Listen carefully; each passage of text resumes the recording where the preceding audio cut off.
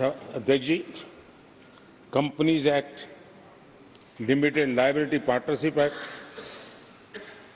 60 से अधिक गैर जरूरी कानूनों को हमने हटाया है।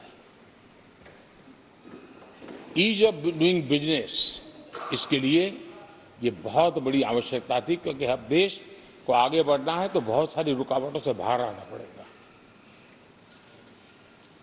हमारे कई कानून तो ऐसे हैं, छोटी छोटे कारणों से जेल में भर दो बस।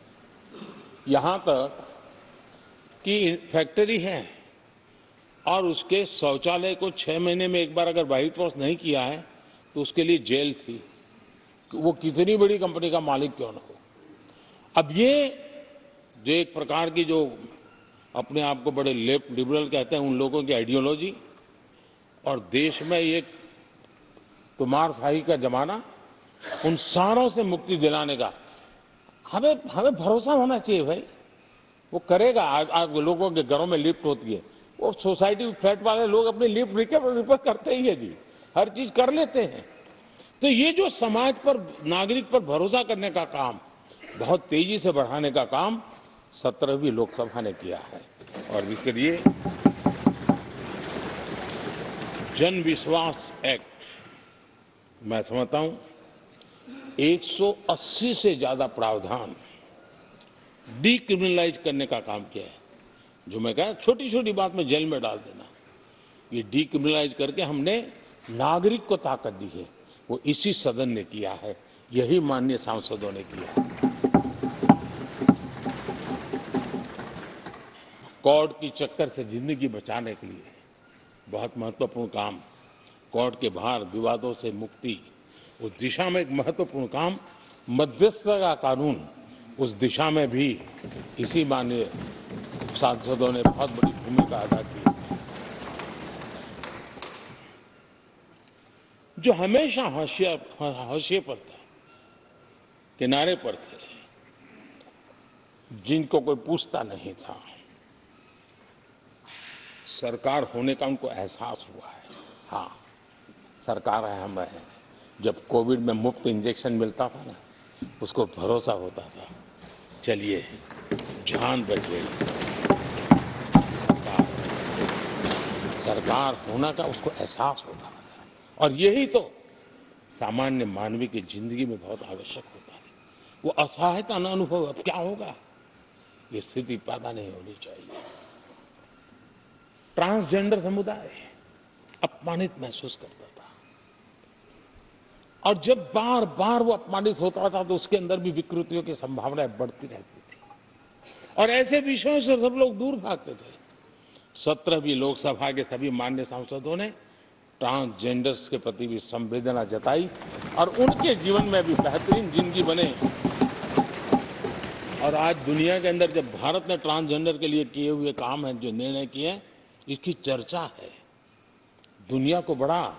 जब हम कहते हैं ना, हमारे यहाँ इवन हमारे माता बहनों के लिए प्रेगनेंसी के लिए 26 वीक की डिलीवरी के समय की छुट्टी, दुनिया के समृद्ध देशों को भी आश्चर्य होता है। अच्छा, यानी ये प्रोग्रेसिव निर्णय यहीं पर हुए हैं, इसी 17वीं लोकसभा में हुए हैं। हमने ट्रांसजेंडर को एक पहचान दी है। अब तक करीब 16-17 हजार ट्रांसजेंडर को उनका आइडेंटिटी कार्ड दिया गया है, ताकि उनके जीवन को, और मैंने देखा अब तो मुद्रा योजना से पैसे लेकर के छोटा मोटा वो बिजनेस करने लगी, वो कमाने लगी है। पद्मा अवार्ड हमने ट्रांसजेंडर को दिया है, एक सम्मान की जिंदगी जीने के लिए। सरकार से जुड़ी अनेक योजनाओं का लाभ जो अब तक उनको मिलता नहीं था, मिलना प्रारंभ हुआ है। वो सम्मानीय जिंदगी। आदरणीय अध्यक्ष जी, बहुत विकट काल में हमारा समय गया, क्योंकि 1.5-2 साल कोविड ने हमारे पर बहुत बड़ा दबाव डाला, लेकिन उसके बावजूद भी 17वीं लोकसभा देश के लिए बहुत उपकारक रही है, बहुत अच्छे काम किए हैं। लेकिन इस समय हमने कई साथियों को भी खो दिया है। हो सकता है अगर आज वो हमारे बीच होते तो आज इस विदाई समारोह में मौजूद होते, लेकिन बीच में ही कोविड के कारण हमें अपने बहुत होनहार साथियों को खोना पड़ा। उसका दुख हमेशा हमेशा हमारे रहेंगे। आदरणीय अध्यक्ष जी, 17वीं लोकसभा का अंतिम सत्र और अंतिम आवर ही समझ लीजिए है। लोकतंत्र और भारत की यात्रा अनंत है, अनेक, और ये देश किसी पर्पज के लिए है, उसका कोई लक्ष्य है, वो पूरी मानव जात के लिए। चाहे श्री अरविंदो ने देखा हो, चाहे स्वामी विवेकानंद जी ने देखा हो, लेकिन आज उन शब्दों में, उस विजन में सामर्थ्य था, वो हम आंखों के सामने देख पा रहे हैं। दुनिया जिस प्रकार से भारत के महात्म्य को स्वीकार कर रही है, भारत के सामर्थ्य को स्वीकारने लगी है, और उसको, उस यात्रा को हमें और शक्ति के साथ आगे बढ़ाना है। आदरणीय अध्यक्ष जी, चुनाव बहुत दूर नहीं है। कुछ लोगों को थोड़ी घबराहट रहती होगी, लेकिन ये लोकतंत्र का सहज आवश्यक पहलू है। हम सब उसको गर्व से स्वीकार करते हैं, और मुझे विश्वास है कि हमारे चुनाव भी देश की शान बढ़ाने वाले, लोकतंत्र की हमारी जो परंपरा है, पूरे विश्व को अचंभित करने वाले अवश्य रहेंगे, ये मेरा पक्का विश्वास है।